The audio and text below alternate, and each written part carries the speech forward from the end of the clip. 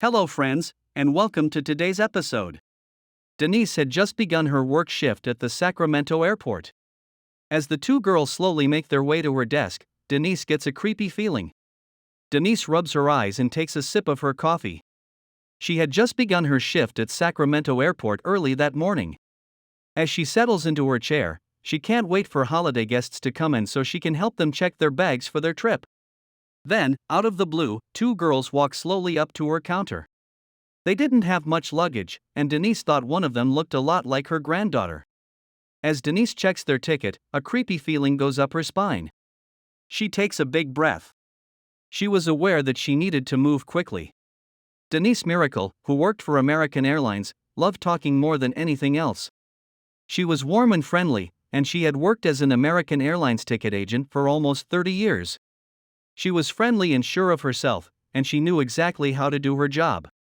So when two young girls came up to her counter in the summer of 2017, Denise knew right away that something wasn't right. While Denise was suspicious, she became worried when she asked the girls about their trip. The 15 and 17-year-old girls were going to take a plane from Sacramento to New York City.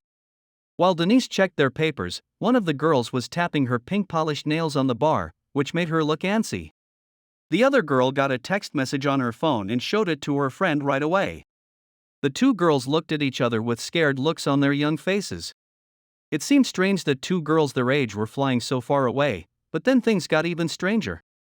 Denise saw that the girls didn't have a lot of stuff with them. In fact, they each had one small pink bag on their back. That's not a lot of stuff to take across the country. When Denise looked more closely at their tickets, she saw that both girls had first-class, one-way passes.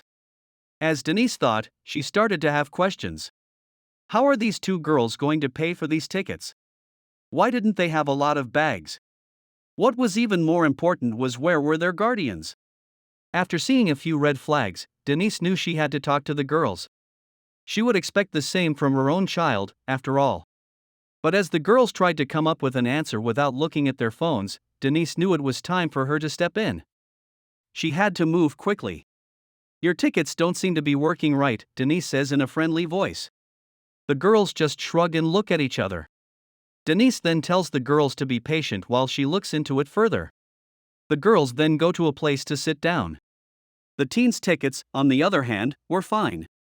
Denise just wanted something else to do. Denise was able to find the credit card that bought the tickets while the girls were waiting. It wasn't a surprise when Denise found that the card she used to buy the tickets had been marked as possibly fake. When Denise sees this, she lets out a gasp. There was more than enough proof here. Denise had to get some help. Deputy Todd Sanderson got to the airport right away after getting a call from Denise and took the two girls aside to question them.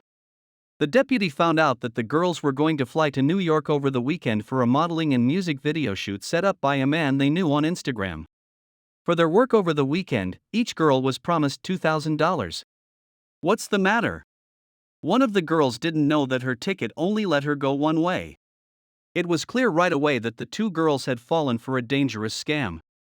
Denise and the Sacramento Police Department thought that the man the girls made friends with on Instagram and only called Dre was trying to get them to help with a plan to traffic people.